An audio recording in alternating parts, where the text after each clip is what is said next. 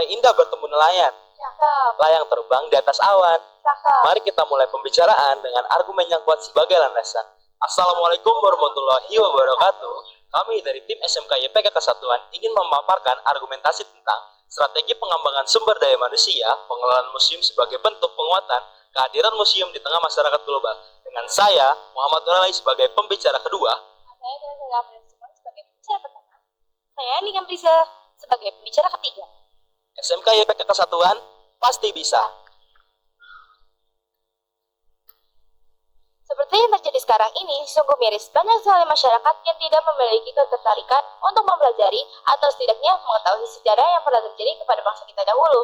Contohnya, museum-museum bersejarah di Indonesia ini, kurangnya minat masyarakat dapat disebabkan oleh beberapa faktor seperti kurangnya kesadaran akan pentingnya sejarah dan pengaruh globalisasi.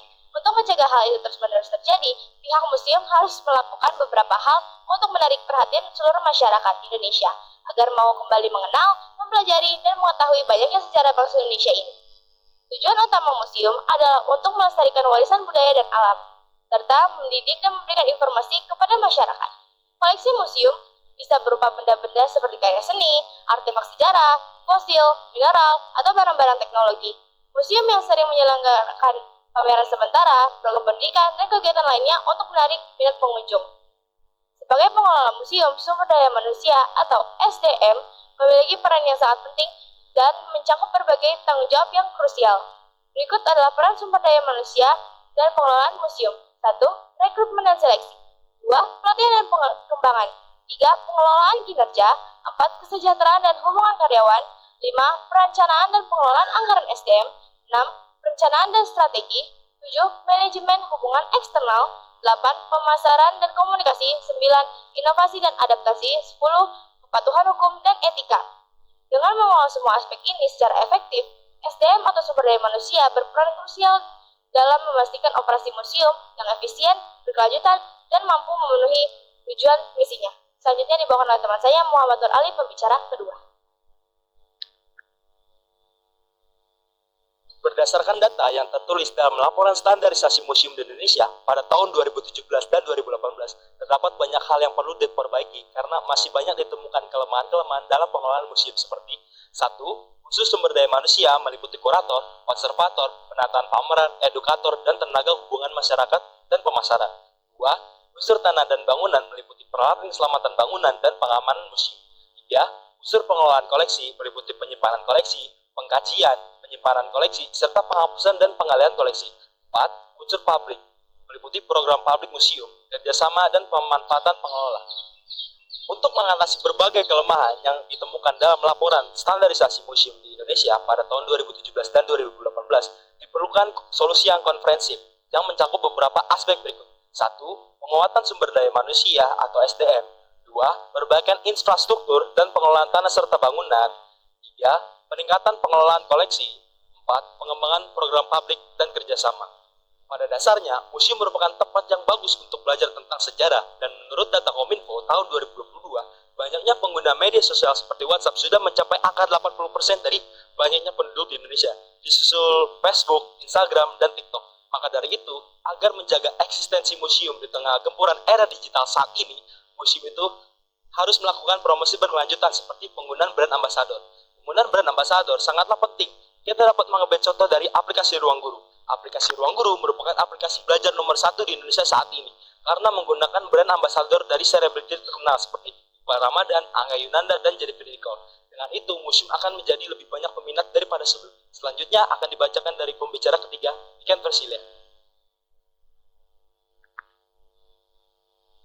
Baik, Dewan Juri yang terhormat, dalam konteks hukum di Indonesia, pengembangan SDM pengelola museum harus selaras dengan Undang-Undang Nomor 11 Tahun 2010 tentang Cagar Budaya yang mengatur perlindungan, pengelolaan, dan pelestarian warisan budaya bangsa. Undang-undang ini menegaskan bahwa pentingnya pengelolaan yang profesional dan berkelanjutan menjadi dasar bagi upaya meningkatkan daya saing museum Indonesia di kancah internasional.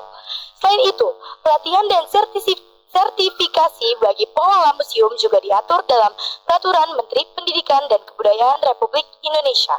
Saya memiliki sebuah survei dari International Council of Museum menunjukkan bahwa 60% dari staf museum membutuhkan peningkatan kompetisi digital untuk beradaptasi dengan tautan baru seperti virtual exhibition dan lain-lain.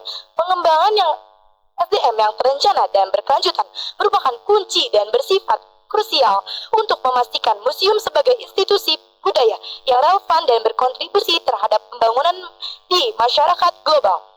Serta hal inilah mencerminkan kebutuhan akan kolaborasi internasional dalam pengembangan kurikulum pelatihan yang sesuai dengan standar global. Serta apa sajakah strategi yang dapat dilakukan oleh SDM untuk meningkatkan peran museum di Indonesia? 1. Digitalisasi koleksi. Dengan adanya teknologi digital, memudahkan untuk mendokumentasikan, mempublish, dan memamerkan koleksi secara online atau berbasis digital dengan tujuan untuk memperluas akses jaringan internasional atau akses global. 2. Program edukasi dan workshop menghadirkan sebuah seminar yang menarik para pengunjung, tentunya yang terkait dengan koleksi yang berada pada museum. 3. Kolaborasi dengan institusi, bekerja sama dengan museum di negara lain untuk melakukan pameran bersama atau pertukaran koleksi. Yang keempat, kemitraan dengan sekolah atau universitas, bekerja sama dengan institusi pendidikan untuk menjadikan museum sebagai sumber pembelajaran yang bertujuan untuk memperkuat peran museum dalam pendidikan dan menjaga eksistensinya. Yang kelima atau yang terakhir, pemasaran dan branding. Pemasaran dan branding bertujuan untuk memperluas identitas museum seperti periklanan dan promosi di media sosial. Terima kasih.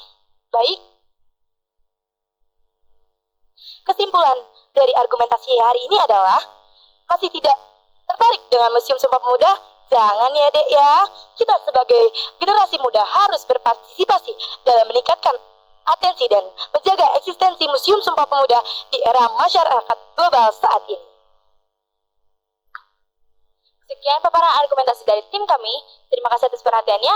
Wassalamualaikum warahmatullahi wabarakatuh. Salam Pemuda Indonesia.